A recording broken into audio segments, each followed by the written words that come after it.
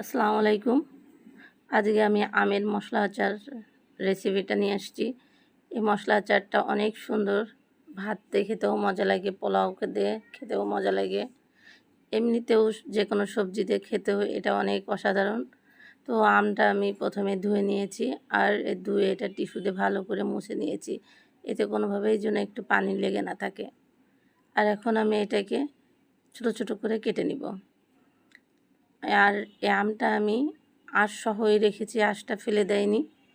এভাবে অনেক মজা লাগে এই আচারটা খেতে। আর এখন আমি প্যানে দিয়ে দিচ্ছি 5 ফোড়ন। এতে খুব বেশি মশলাও লাগে না, অল্প মশলাতে এই আচারটা তৈরি করা যায়, আর খেতেও অসাধারণ হয়। আমি 5 ফোড়নটা করে ঢেলে রেখে দিব। আর এটা আচার তৈরি করতে লাগবে 5 ফোড়ন, রসুন আর ভিনেগার। আর এই 5 ফোড়নে কোনো পানি ব্যবহার করা যাবে না, এই জন্য আমি ভিনেগার দিয়ে সরিষাটা বেটে নেব। এই সরিষাটা একটু ভালো করে ফেষে নিতে হবে, কোনো আঁশ না লাগে। সাথে কয়েক কুচি রসুন দিয়ে দিচ্ছি।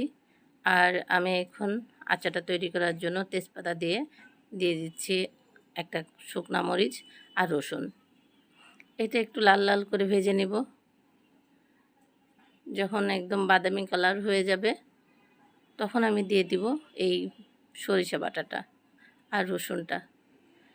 আর এখানে কোনোভাবেই পানিটা যেন না লাগে।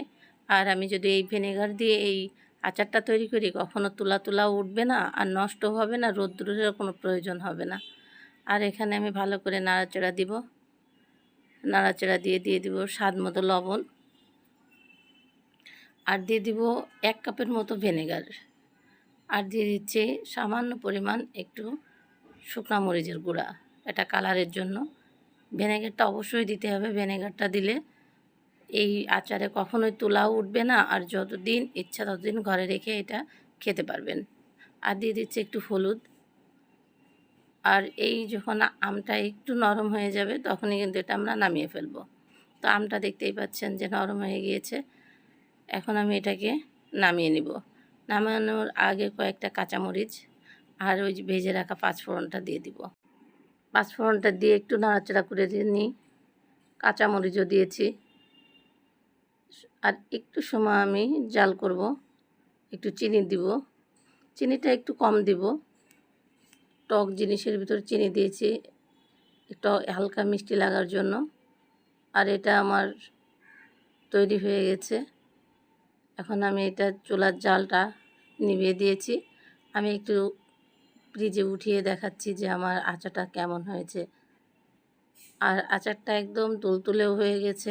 এইটা আপনি সারা বছরই ঘরে রেখে খেতে পারবেন।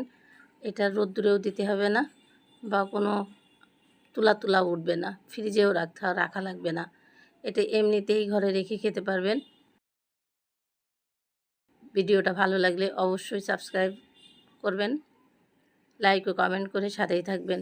আমার আচারটা দেখার জন্য ধন্যবাদ।